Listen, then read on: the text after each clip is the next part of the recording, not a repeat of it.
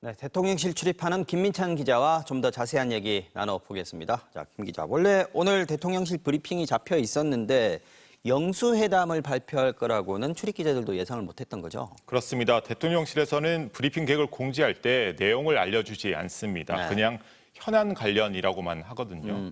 그런데 오늘도 마찬가지였습니다. 그런데 오늘 현안이 많았잖아요. 네, 그렇죠. 네, 총리 비서실장 인선이 늦어지고 있고 네. 여기에 의대 정원의 자율 조정 발표에다가 그렇죠. 대통령의 4.19 기념식 불참 논란도 있었습니다. 네.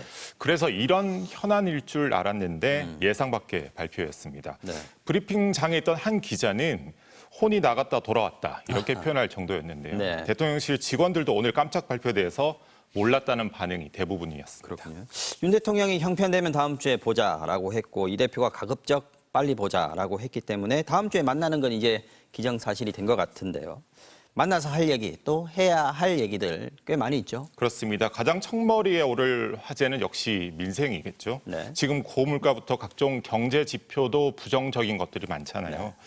다만 만남 한 번으로 생산적인 합의를 도출할 수 있을지는 사실 미지수입니다. 이재명 대표는 이미 전 국민 25만 원 재난지원금 지급을 정부 측에 계속 요구를 하고 있는 상황이고요. 네. 이에 대해서 윤 대통령은 국무회에서 이런 말을 했죠. 현금 살포는 마약 같은 것이라면서 네. 나라를 망치는 것이라면서 적대적인 인식을 드러내기도 했습니다. 강한 발음이었습니다. 그래서 이 둘 사이의 현격한 입장 차이를 얼마나 좁힐 수 있을지도 지켜봐야 될 것 같습니다. 네. 자, 근데 대통령실이 지금 아직 비서실장 또 총리 지명 못하고 있지 않습니까? 인사 문제도 여기서 다뤄질까요? 그렇습니다. 빠질 수 없는 부분 같은데요. 지금 총리 지명과 비서실장 인선이 늦어지고 있는 이유 중에 하나가 이른바 야당 눈치를 볼 수밖에 없다는 점이거든요. 네.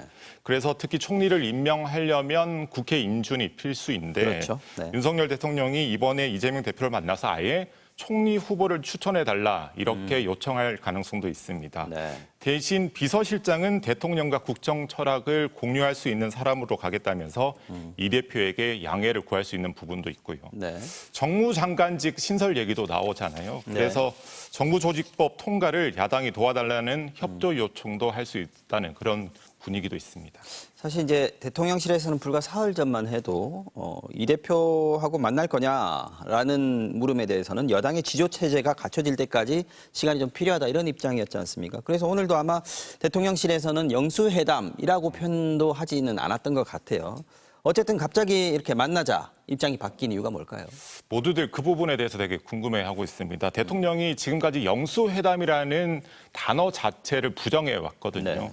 오늘 이도훈 홍보수석이 발표를 할 때도 왜 갑자기 이렇게 입장이 돌변했는지에 대한 설명은 없었습니다. 최근 2, 3일 사이에 기류가 급변한 걸로 보이는데요. 네. 연이틀 공개된 집권 이후 최저를 기록한 국정 지지율 영향이라는 해석도 있고요. 네. 또 다른 측면에서는 야당에서 여러 특검 법안을 지금 통과를 예고하고 있는 상황에서 네. 여당이 새 지도부를 구성하고 수습할 때까지는 시간이 좀 더 필요한 상황이잖아요. 대통령실 입장에서는 그럴 여유가 없다. 조금 더 절박하게 움직인 것 아니냐 이런 분석도 나옵니다. 네. 결론은 다음 주에 있을 영수회담 결과가 설명해 줄 걸로 보입니다. 그렇겠죠. 네, 윤 대통령은 더불어서 이번 총선에서 낙선하거나 공천에서 탈락한 인사들과도 곧 만날 거라는 얘기도 나옵니다. 네, 김민찬 기자 잘 들었습니다.